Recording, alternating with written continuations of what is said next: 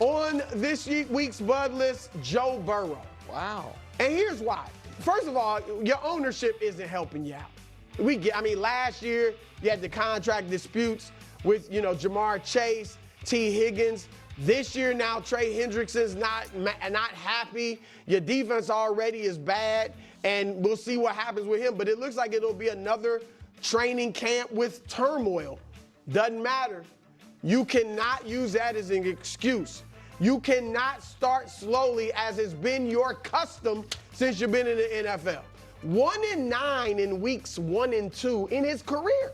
You haven't won a game in week 1 or 2 since 2021. That's 4 years. This is ridiculous. You're Joe Burrow. You're the Cincinnati Bengals. All right? So, look, the NFL's helping you out. You opened up at Cleveland. They won 3 games last year. They don't know what they're struggling. All right? So you got to win that. I know they've been good against you. You're only 3-5 against Cleveland. Week 2. Look out. But you can't do that. And then the Jaguars, they won 4 games last year. I get it. They got Trevor Lawrence. He's no longer called the Prince on this show because Nick just dropped him. And you got Travis Hunter, but still, they only won 4 games last year. Go out there and jump to a 2-0 start, and then the season can go. And look, Joe, I'm from Cincinnati. Yeah. So I'm with you, all right? I'm from Cincinnati. I believe in you. Go ahead and get it done, Joe Burrow. Great. Okay. To think that Joe Burrow is to blame for any of the failures of the Cincinnati Bengals has to be one of the most comically, hilariously absurd takes ever. I mean, Joe Burrow literally couldn't have played any better last year. I mean, seriously.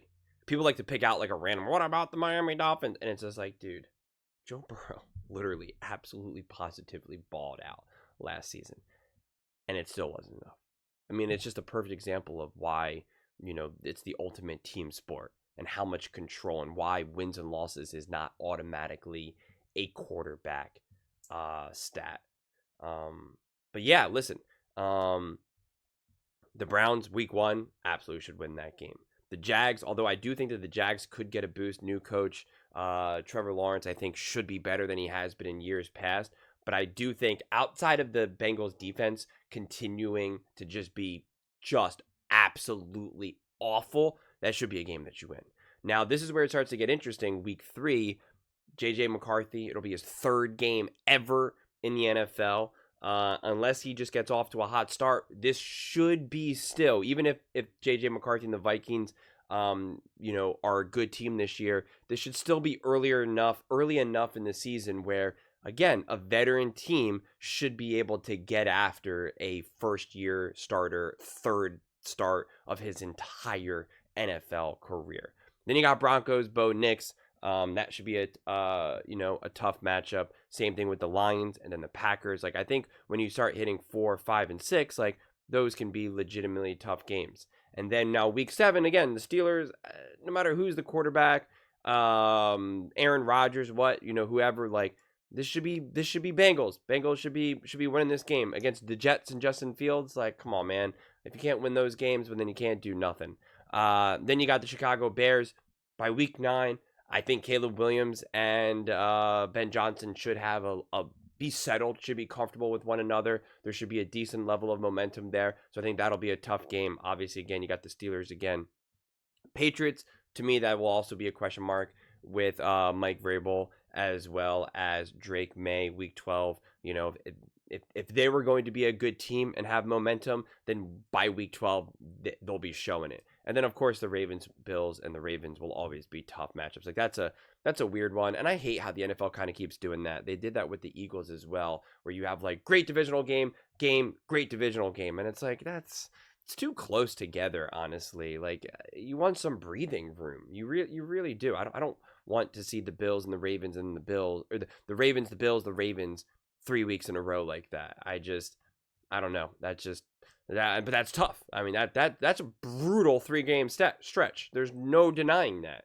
And then you have the Dolphins. It's at Miami, so warm weather game there. And then you got the Cardinals and the Browns. I mean, listen, I think the NFL has actually done a pretty decent job so far, at least some of the schedules that I've looked at. I'm not going to pretend like I've looked at every single schedule just yet, but like, I think there's obviously like all teams will ultimately always have a stretch of tough games. Like I just did the Cowboys, and they have like a tough stretch of a handful of games of teams that won 11 or more games in, last season. And it's like, okay, that's fine. But like, again, playing the Ravens, Bills, Ravens, like that is brutal. That's more brutal than having to play the Chiefs and then the Minnesota Vikings with JJ McCarthy for the Dallas Cowboys. So like that's brutal. And especially if the Patriots end up being like a pretty good team and a tougher team than people maybe initially give them credit for. So, I think all these schedules ultimately have stretches where you're just like, ooh, that's tough. And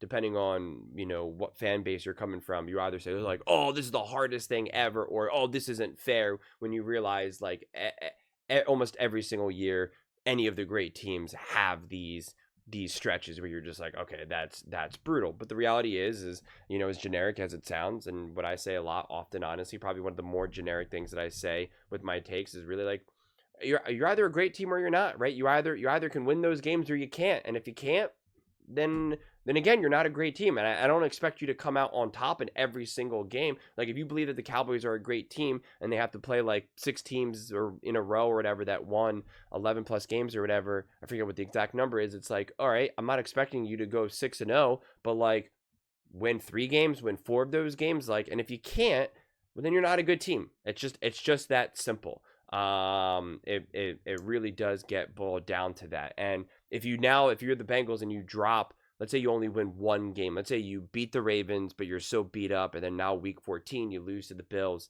and then you lose to the Ravens. You go 1-3. It's like the way how I'll take that is like, I wouldn't be too concerned, especially considering you'd have to think about how those games actually unfolded. But if they were still good games and they played closely, it's like, I wouldn't get hung up on the actual record. I would actually look at the style of play and what it looked like, and then be looking for them to definitely bounce back and then beat the Dolphins, then beat the Cardinals. Like you kind of have to put it all in context and look at both the bigger picture and the smaller picture, right? Whenever you're looking at how these schedules unfold and how the games unfold, you really got to zoom in and zoom out, zoom in and zoom out, zoom in and zoom out. It's never just like looking at something through one singular lens. But to me, this is a very winnable schedule, and if it's not, well, then you're just not good. I mean, like, that's what it gets boiled down to. Well, then you're just, again, if you can't beat the Steelers, if you can't beat the Patriots and the Jaguars, even if they're starting to become better teams and whatnot, if you have a really tough stretch of 13, 14, 15, but then you can't bounce back and then beat the Dolphins, the Cardinals, and the Browns, well, then it's just like, again, it's like, well, then what are we talking about here? Well, then you're not probably really a team that's worth talking about, because you're probably not going to make the playoffs. And if you do, it's like no one's really believing you that you're going to be able to do damage in the playoffs. So I think this is very much a schedule where it's like, yeah, if you win, well then great, and if not, well then you're just a terrible franchise at this point. Like you have to be able to build a team that can win these games and put you in a position to do work in the playoffs. And again, to put that all on Joe Burrow though is kind of insane. And you can't say, oh, well, the owner doesn't do you any favors and the defense is awful and there's always contract disputes, but that's not an excuse. It's like, really? Because Patrick Mahomes doesn't have to deal with this.